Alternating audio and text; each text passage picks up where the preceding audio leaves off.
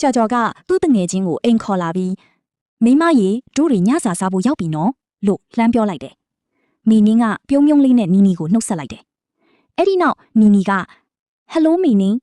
ညစာအဆင်သင့်ဖြစ်ပြီ။ထိုင်ကြပါဦး။ငါပကံဒီတွားယူလိုက်အောင်မယ်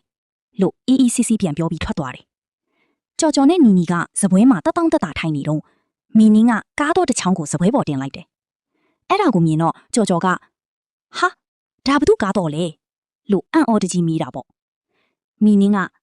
ဟောငါပြောဖို့မိနေတာငါအမိကဒီကားကိုဝယ်ပေးထားတာ3,400ကျော်တောင်ကုန်သွားတာနော်လို့ဂုံယူဝင်ကြွားစွာပြောလိုက်တယ်။အဲ့ဒီအချိန်မှာပဲနီနီနဲ့သူ့ရောက်ခမကဟင်းတွေတဲပြီးဝင်လာကြတယ်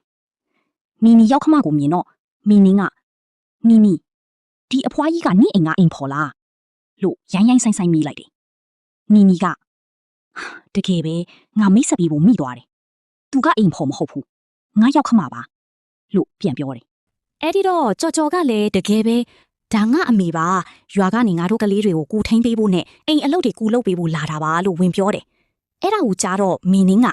ကြော်ကြော်နင်ကကုမ္ပဏီကြီးမှာအရာရှိလုပ်နေတာမဟုတ်ဘူးလား။နင့်အမေကဘာလို့ဒီလောက်အဝတ်စားအစုပ်ပြက်တွေဝတ်ထားတာလဲ။နင်တို့အပြင်သွားရင်လူတွေကနင့်အမေလို့ထင်မှာမဟုတ်ဘူး။တန့်ရှင်းရေးဝင်နေလို့ပဲထင်ကြမှာ။အဲ့ဒါနင့်အတွက်အရှက်မရှိဘူးလားလို့လှောင်တယ်လို့ပြောလိုက်တော့အားလုံးစိတ်မကောင်းဖြစ်သွားကြတယ်။အဲ့ဒီနောက်သူမကဇုံးကိုကင်ပြီးငါတော့ဒီအဖွားကြီးနဲ့တူတူထိုင်မစားနိုင်ဘူးလို့မျက်နှာပြက်ပြက်နဲ့ပြောတော့ကြော်ကြော်ကအမေမိဖို့ကြောင့်လဲတွားစားလိုက်ပါလို့ပြောလိုက်တယ်။အဲ့ဒါကိုမြင်တော့နီနီကသူ့ရောက်ခမကိုဒါပြီးအမေထိုင်မှာဒီအိမ်ကဒိုးအိမ်ဖြစ်တယ်လို့အမေအိမ်လည်းဖြစ်တယ်။အမေအိမ်မှာနေပြီးဘာလို့တခြားနေရာတွားစားရမှာလဲလို့ကြော်ကြော်ကိုပြက်ပြက်သားသားပြန်ပြောလိုက်တယ်။မေနင်းကဒေါသတကြီးနဲ့ဇုံးကိုကောက်ကင်ပြီးဒါတွေကဘာတွေလဲ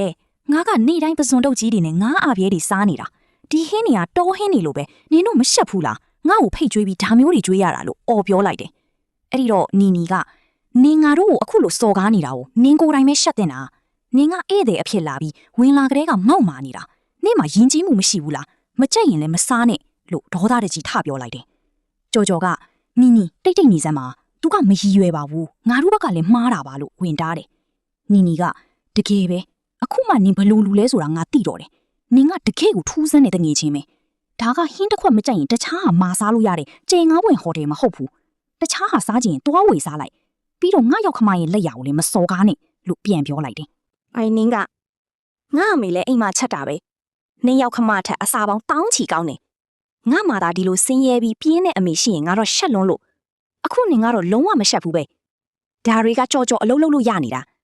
နင်ကတစ်ချက်တောင်ရှာနိုင်တာမဟုတ်ဘဲနဲ့ဘာတွေဂုံမောက်နေတာလဲလို့ထပ်စော်ကားပြန်တယ်အဲ့ဒီချိန်မှာပဲအတွင်းရေးမှုတယောက်ဝင်လာပြီးဥက္ကဋ္ဌကြီးအနောက်ရှက်ဖြစ်သွားရင်တောင်းပန်ပါတယ်လို့ပြောလိုက်တယ်။မင်းနင်းကလန့်သွားပြီး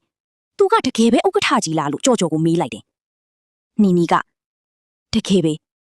ငါတို့မိဘတွေကပစ္စည်းဥစ္စာတွေအများကြီးမပေးနိုင်ခဲ့ပြီမေ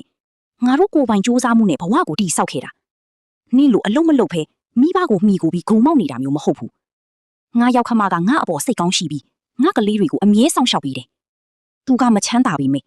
ငါတို့အတွက်တခါမှမရှက်ဘူးတကယ်တော့ငါခုံတောင်ယူသေးတယ်နင်ကသူ့ကိုနှိမ့်ကြတယ်လို့ထင်ပေမဲ့ငါအမြင်မှာတော့နင်ကသာသူ့ထက်နှိမ့်ကြနေတာလို့ပြောလိုက်တော့မင်းနင်းကဒေါသတကြီးနဲ့ထွက်သွားတယ်